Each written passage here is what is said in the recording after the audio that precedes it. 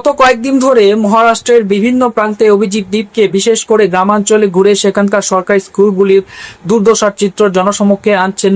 আর এই ধারাবাহিক পরিদর্শনের পরেই এবার মহারাষ্ট্রের শিক্ষামন্ত্রীর পদত্যাগের জোরালো দাবি কিন্তু তুলেছেন তিনি।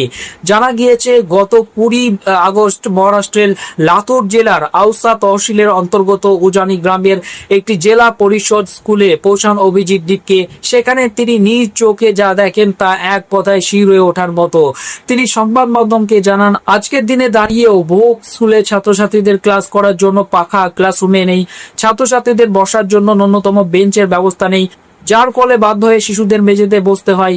স্কুলে পানীয় জলের তীব্র অভাব রয়েছে, ছোট ছোট শিশুদের স্কুলে পৌঁছানোর জন্য কোনো নিরাপদ রাস্তা নেই এবং পরিষ্কার শৌচালয়ের মতো অত্যন্ত প্রাথমিক সুবিধাও এই স্কুলগুলোতে সম্পূর্ণভাবে কিন্তু অমিল। বর্ষাকালে টিনের ছাদ থেকে বৃষ্টির জল অঝরে ঝরে পড়ছে ক্লাসরুমের ভিতরে, যার ফলে পঠন পাঠন শিখিয়ে উঠেছে। কিছু কিছু স্কুলে ছাত্রছাত্রীদের